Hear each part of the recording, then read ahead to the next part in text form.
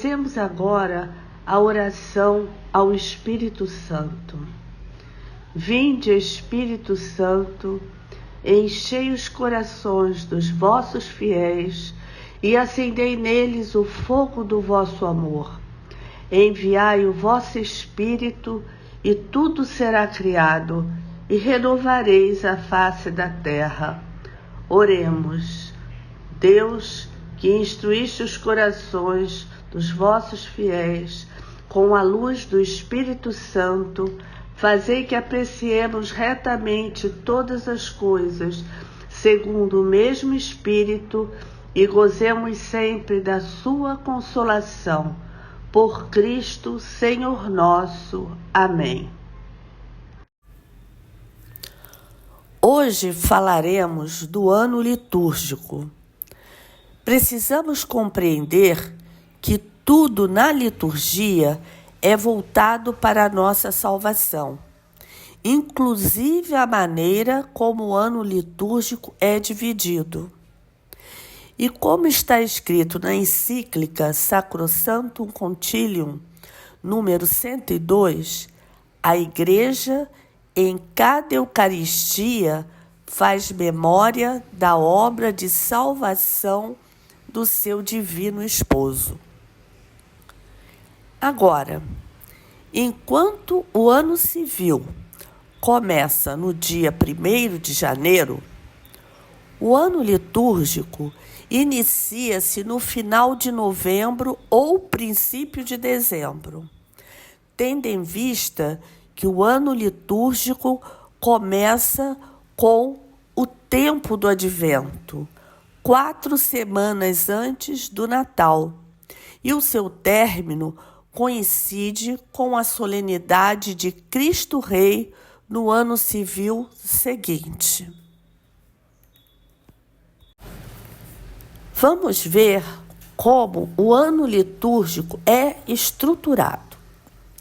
A data que define todo o calendário litúrgico é a Páscoa, porque é o dia mais importante para o cristão, o dia da ressurreição de Cristo, que se dá no domingo da semana da lua cheia de final de março ou princípio de abril.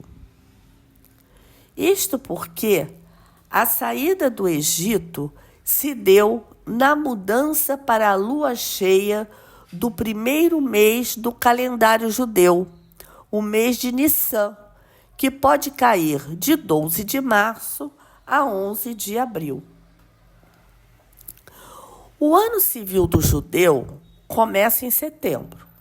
Já o calendário religioso começa na primeira lua nova de março, quando eles estavam na escravidão do Egito e Deus deu a Moisés a ordem de tomar um novilho no 10º dia de Nissan e o guardasse até o 14º dia, entrada da lua cheia, para então consumi-lo antes da partida para o deserto. Pode ser que vocês encontrem em outros livros, como em Deuteronômio, capítulo 16, versículo 1, o nome deste mês como Abib, que era usado antes do exílio da Babilônia. Depois que eles voltaram do exílio, este mês passou a ser chamado de Nissan. Vamos ouvir a instituição da Páscoa judaica, que se encontra em Êxodo, capítulo 12, versículos de 1 a 14. O Senhor disse a Moisés e a Arão: Este mês será para vós o princípio dos meses. Vós o tereis como o primeiro mês do ano. Dizei a toda a Assembleia de Israel: No 10º dia deste mês, cada um de vós tome um cordeiro por família, um cordeiro por casa.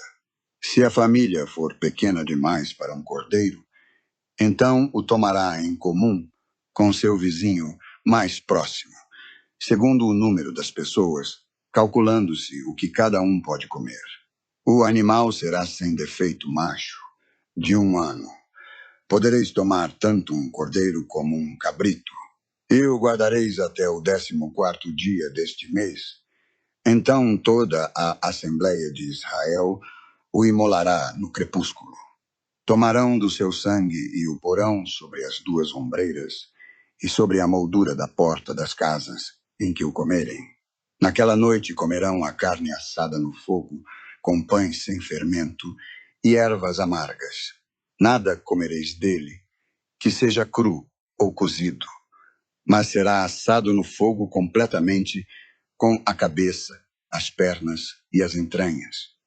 Nada deixareis dele até pela manhã. Se sobrar alguma coisa, a queimareis no fogo. Eis a maneira como o comereis.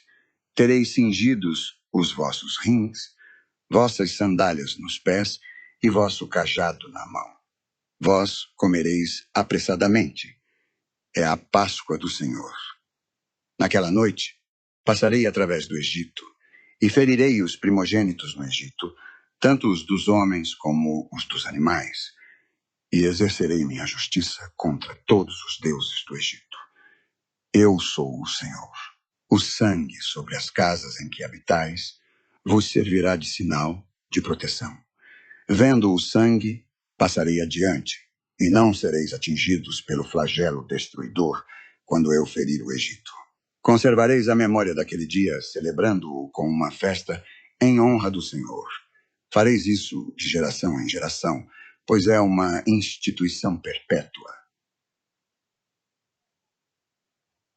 A igreja, então, define a data da Páscoa no domingo imediatamente posterior ao início da lua cheia. E a partir desta data definida, são marcadas as datas anteriores, quarta-feira de cinzas e quaresma, e as posteriores, Pentecostes, Corpus Christi e as outras. O ano litúrgico da igreja se divide em ciclos e tempos, que se apresentam em 4 momentos: o ciclo do Natal, o tempo comum, o ciclo pascal e, novamente, o tempo comum. O ano litúrgico é assim dividido para que em cada tempo possamos viver uma espiritualidade diferente. O ano litúrgico se inicia com o ciclo do Natal no primeiro domingo do Advento, que se dá no último domingo de novembro ou no primeiro domingo de dezembro. O Advento se estende por 4 semanas. Depois vem o Natal do Senhor, a festa da Sagrada Família, a festa da Santa Mãe de Deus, a Epifania e o batismo de Jesus. E aí termina o ciclo do Natal.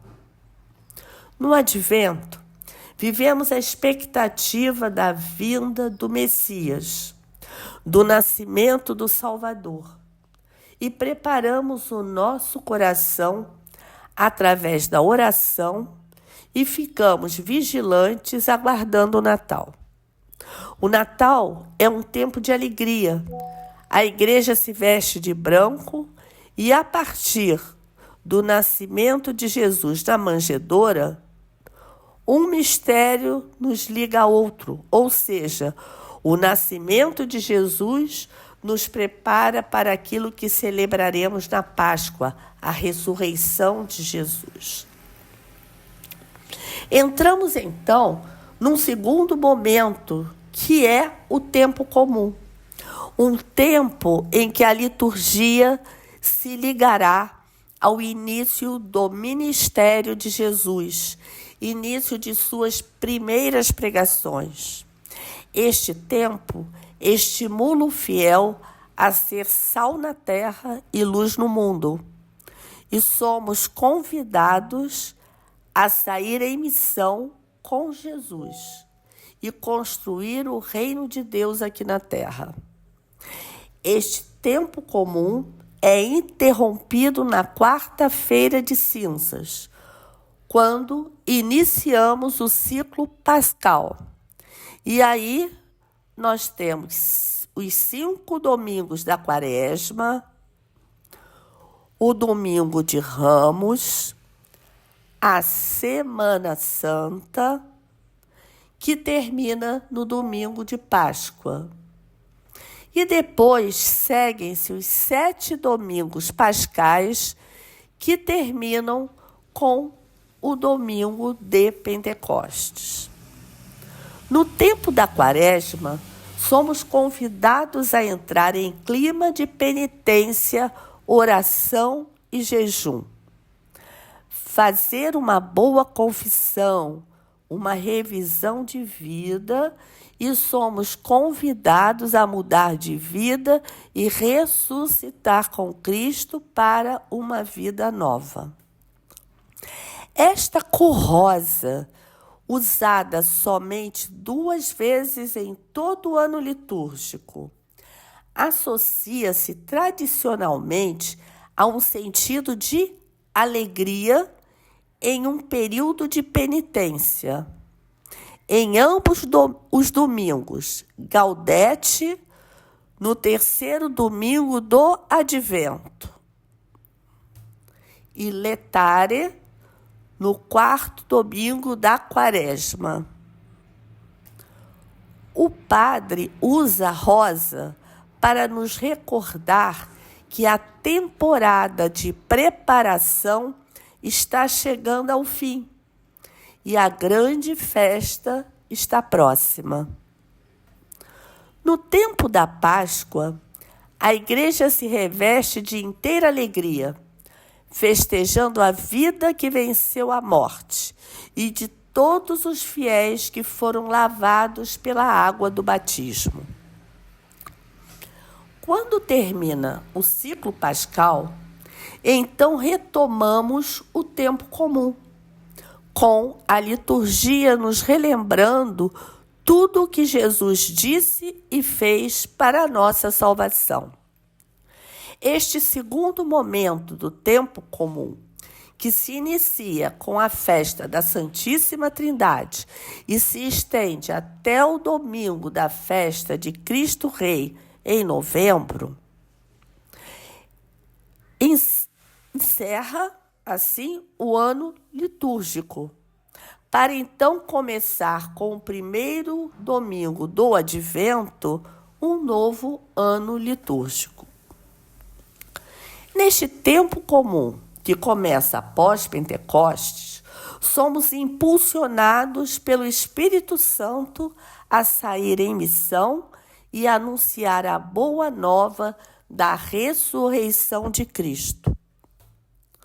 O tempo comum ao todo é composto de 34 semanas, o primeiro e o segundo tempo juntos, e nos apresenta Jesus num caminho de subida a Jerusalém para sofrer a paixão. E durante essas 4 semanas, ele nos mostra qual o caminho que devemos seguir para construir o reino de Deus aqui na terra. Um reino que se inicia aqui e que vamos vivenciá-lo de maneira definitiva no céu. Junto com esse esquema litúrgico, acompanha também as cores litúrgicas e os cânticos próprios da época.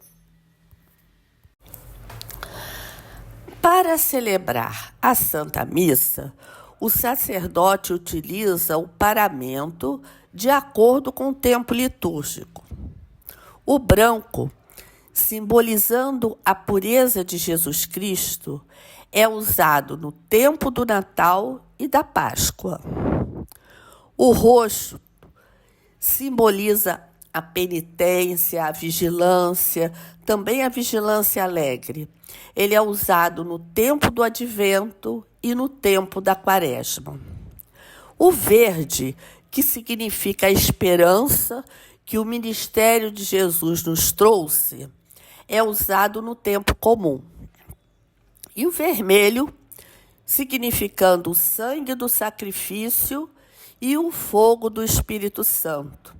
É usado na missa celebrada para os apóstolos e os santos mártires, na Sexta-feira Santa e em Pentecostes. Para celebrar a Santa Missa, o sacerdote utiliza o missal, onde se encontram todas as orações utilizadas na celebração eucarística, como todo o rito da missa, as leituras próprias do celebrante, que são a coleta, a oração sobre as oferendas e oração depois da comunhão.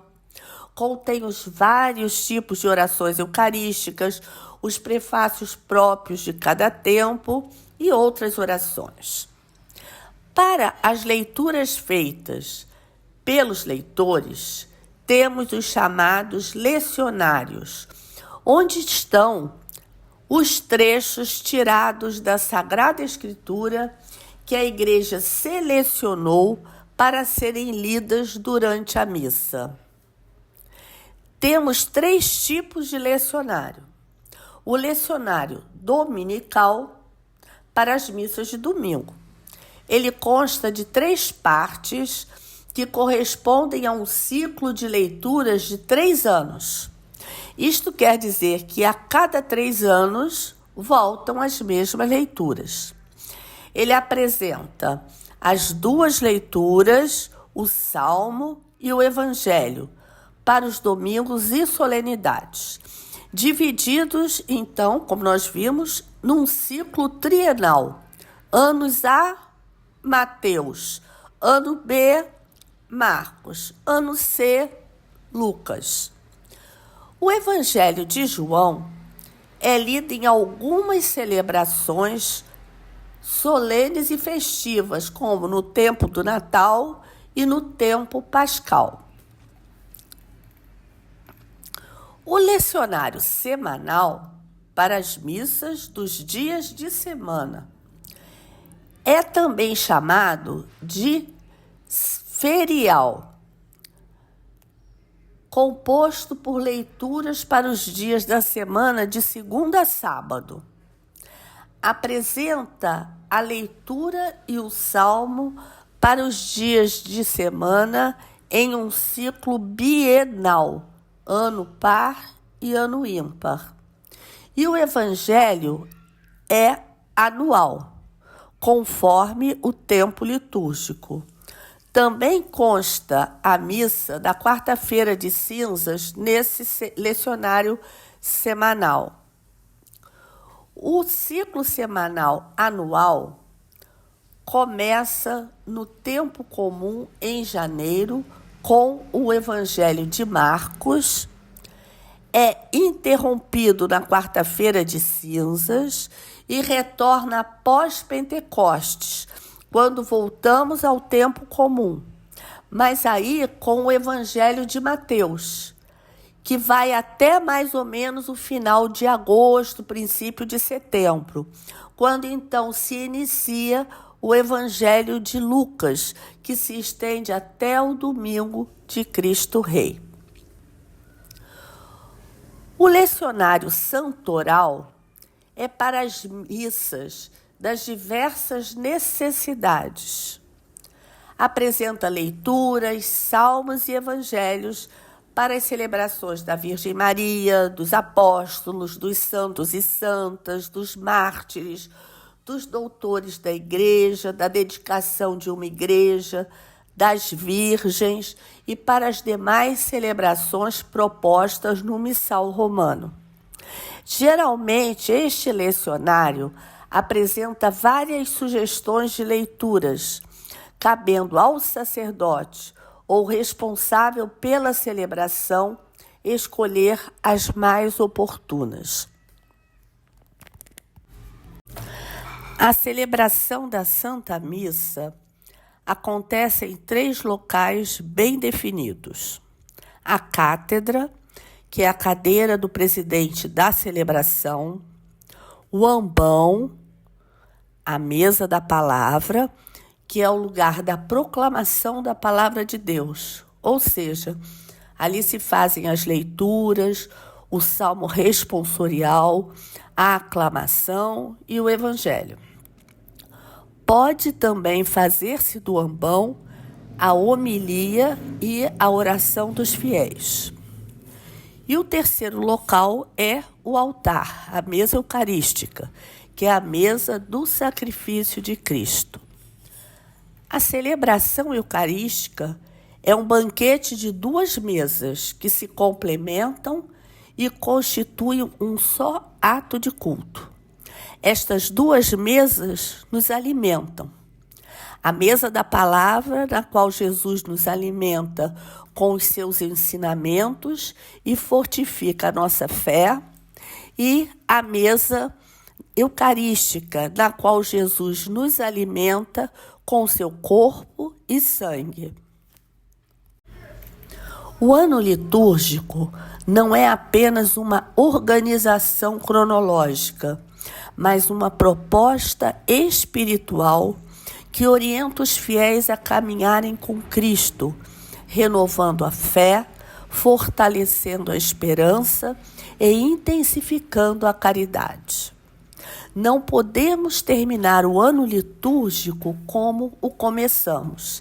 Deve haver sempre um crescimento em direção a Deus. Por isso, ele está aqui representado como uma espiral que nos leva a um crescimento cada vez maior a cada ano, sempre almejando a santidade. Agora, então, vamos conversar um pouquinho sobre a nossa aula de hoje. Os nossos 2 próximos encontros serão sobre as partes da missa. Mas como são aulas mais longas, vou começar hoje a mostrar para vocês que a nossa missa segue o que era celebrado no início da igreja. Nos 3 primeiros séculos da igreja, o catecumenato era um período de intensa formação espiritual e doutrinal para adultos que desejavam se tornar cristãos. Esse processo envolvia catequese, oração, jejum e aprofundamento da fé, culminando então no batismo, na crisma e eucaristia, geralmente recebidos na vigília pascal. E essa formação tinha a duração de 3 anos. Com o advento da cristandade e com a religião católica tornando-se a religião oficial do Império em 313 d.C., ela era vista como um instrumento poderoso de unificação e controle do Império. E com isso houve a expansão do cristianismo. E assim, aquela preparação rigorosa caiu em decadência, como também houve o afastamento dos ideais originais da fé cristã. E a estrutura da missa foi se modificando ao longo dos séculos. O Concílio Vaticano II, ele veio para resgatar a centralidade do mistério pascal de Jesus e restaurar o catecumenato em etapas. E neste resgate, o concílio fez um retorno à fonte, aos primórdios da igreja. Então, hoje, nós temos o nosso catecumenato e a nossa missa nos moldes das celebradas nos primeiros séculos da igreja. Eu vou projetar agora para vocês um trecho da carta de São Justino, que escreveu ao imperador pagão Antonino Pio por volta do ano 155 d.C., explicando a doutrina cristã e como era a missa. Acompanhe agora a leitura do texto da carta de São Justino que fala da missa. No dia do sol, como é chamado, o domingo, reúnem-se no mesmo lugar os habitantes, quer das cidades, quer dos campos. Leem-se, na medida em que o tempo permite, ora os comentários dos apóstolos, ora os escritos dos profetas. Eis aí a nossa liturgia da palavra. Depois, quando o leitor terminou, o que preside toma a palavra para aconselhar e exortar à imitação sublimes ensinamentos. É a homilia. A seguir, pomos-nos todos de pé, nós também, e elevamos as nossas preces por nós mesmos e por todos os outros, onde quer que estejam, a fim de sermos considerados justos pela nossa vida e pelas nossas ações, e fiéis aos mandamentos, para assim obtermos a salvação eterna. Quando as orações terminam, saudamo-nos uns aos outros com o ósculo. Esta saudação é o nosso abraço da paz que foi deslocado para o rito da comunhão. Em seguida, leva-se àquele que preside aos irmãos pão e um cálice de água e de vinho misturados.